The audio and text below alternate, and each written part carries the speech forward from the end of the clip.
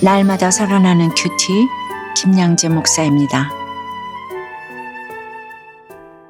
오늘 큐티인 말씀은 예레미야 10장 1절에서 16절까지입니다. 하나님 아버지, 주와 같은 이가 없음을 입술로 고백하기를 원합니다. 말씀에 주시옵소서. 듣겠습니다. 주와 같은 이가 없음을 고백하려면 첫째, 이르시는 말씀을 들어야 합니다. 1절에 이스라엘 집이여 여호와께서 너희에게 이르시는 말씀을 들을지어다. 그리고 2절에 여호와께서 이와 같이 말씀하시되 하며 여호와께서 말씀하셨다는 사실을 두 차례나 강조합니다. 우리도 지겹고 반복되는 말이라도 자녀에게 말씀 들어라 하고 강조할 수밖에 없지요. 그러면 우리 자녀들이 뭐라고 하나요? 네라고 좋게 대답하기도 하겠지만 대부분은 아니 그 말씀이 대체 나와 무슨 상관이야 하며 잘 듣지 않죠. 다른 사람이 이런 말을 하면 상처받을 수도 있지만 내 자녀 내 가족이 그러면 그저 불쌍하고 애통함이 생깁니다. 이렇듯 생명은 반복에 의해 주어지기에 가장 중요한 말을 반복할 수밖에 없는 것이지요. 죽고 사는 문제이기에 교양을 따질 게 아니에요. 그렇다면 이렇게 반복해서 들어라 들어라 하는 말씀의 내용이 무엇인가요? 2절에 보니 여러 나라의 길을 배우지 말라. 이방 사람들은 하늘의 징조를 두려워하거니와 너희는 그것을 두려워하지 말라고 해요.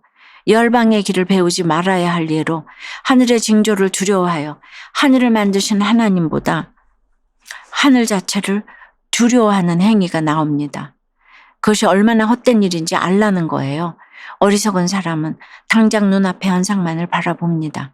하지만 지혜로운 사람은 그 현상 이면을 바라보며 하나님이 왜 나에게 이런 환경을 허락하셨는지를 생각하지요. 징조를 두려워하는 사람은 필연적으로 우상을 만듭니다. 3절과 4절에 여러 나라의 풍습은 헛된 것이니 삼림에서 벤 나무요 기술공의 두 손이 도끼로 만든 것이라. 그들이 은과 금으로 그것에 꾸미고 못과 장도리로 그것을 든든히 하여 흔들리지 않게 하나니라고 해요. 보이는 징조를 두려워하기에 보이는 우상을 만듭니다.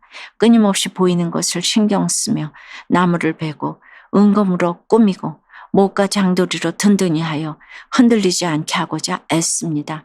하지만 그것이 우상을 만드는 것인지도 모르는 사람이 대부분이죠. 밥도 안 먹고 돈을 벌다 보니 열심히 살았다고 자부할 뿐 돈이 내 우상인지 몰라요.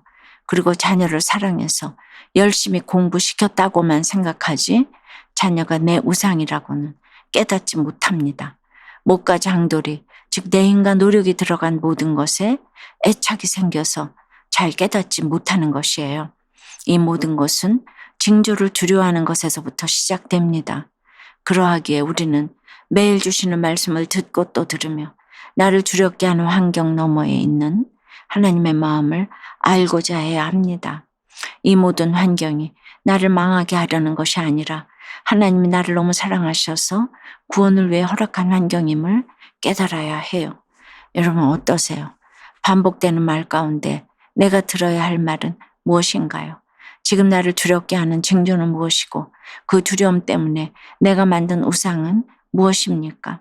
주와 같은 이가 없음을 고백하려면 둘째, 하나님을 알아야 합니다. 하나님이 어떤 분이신지 정확히 안다면 우리는 6절과 같이 여호와여 주와 같은 이 없나이다. 주는 크시니 주의 이름이 그 권능으로 말미암아 크시니이다라고 고백할 수 있습니다. 낯선 땅을 여행하는데 그 땅을 다스리는 통치자가 내 아버지라면 그 환경이 낯설더라도 두려워하지 않을 수 있잖아요. 하나님이 어떤 분이신지 알아가면 알아갈수록 두려움이 사라지기에 내가 만들어낸 우상을 버릴 수가 있는 것이죠. 5절에 보니 우상은 둥근 기둥 같아서 말도 못하며 걸어다니지도 못하므로 사람이 메어야 하느니라. 그것이 그들에게 화를 주거나 복을 주지 못하나니 너희는 두려워하지 말라고 해요. 나를 위해 애지중지 키운 내가 보기에도 너무 잘난 내 자식이 우상이 되면 자녀의 말 한마디에 인생이 슬프고 두렵고 상처를 받지요. 내가 키웠으니 화도 못 냅니다. 자녀는 자녀대로 무능하거나 교만해져서 결국 자기 힘으로 아무것도 할 수 없는 인생이 되는 것이에요. 돈이 우상이 되면 돈이 많을수록 그것을 메고 살아갑니다. 그 돈으로 한 생명도 살리지 못하면서 더 큰 우상을 세우고자 이루어지는 것이에요. 저 역시 결혼이 우상이고 남편이 우상이 되니 시집살이 가운데 매임만 당했어요. 그러나 우리 하나님은 어떤 분이시죠? 12절 13절에 여호와께서 그의 권능으로 땅을 지으셨고 그의 지혜로 세계를 세우셨고 그의 명철로 하늘을 펴셨으며 그의 목소리를 내신즉 하늘에 많은 물이 생기나니 그는 땅끝에서 구름이 오르게 하시며 비를 위하여 번개치게 하시며 그 곳간에서 바람을 내시거늘이라고 해요.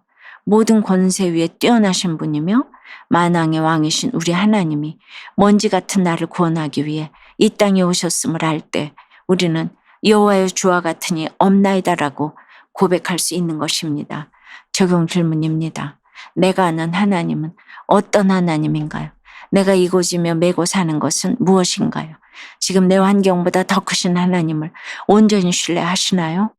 아들이 어리를 다치고 자신은 삼복사 골절을 당하는 사고에도 보험금 탈 생각만 난 지독한 돈우상을 회개하고 하나님을 분깃으로 믿고 살기 원한다는 한 성도님의 큐티인 묵상 간증이에요.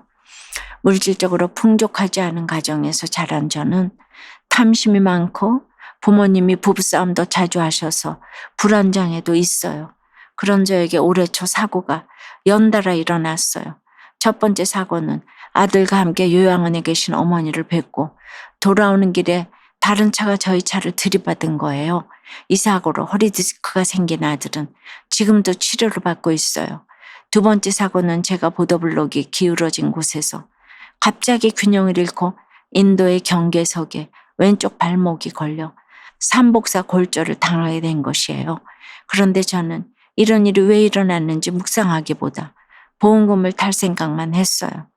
그러자 하나님이 주일 설교와 큐티 본문 14절 말씀으로 우상은 거짓 것이요 그 속에 생기가 없음이라고 말씀해 주셨습니다. 그럼에도 저는 지인들에게 어떻게 하면 보험금을 더 받을 수 있을지 물으며 도움을 구했어요. 이런 제게 아내는 왜 이런 사고가 당신에게 연달아 왔는지 묵상해 보세요라고 말했어요. 저는 아내의 말을 듣고 정신이 들어 말씀을 묵상하면서 하나님보다 돈을 사랑하는 것을 깨닫고 회개하게 되었답니다. 그리고 더는 보험금 받는 것에 욕심 부리지 않기로 했어요. 앞으로도 이 사건을 기억하며 물질 우상을 버리고 하나님만이 저의 분기지심을 믿고 살기를 기도해요. 저의 적용은 보험금이 생각날 때마다 오늘 본문의 16절 말씀을 큰 소리로 읽겠습니다.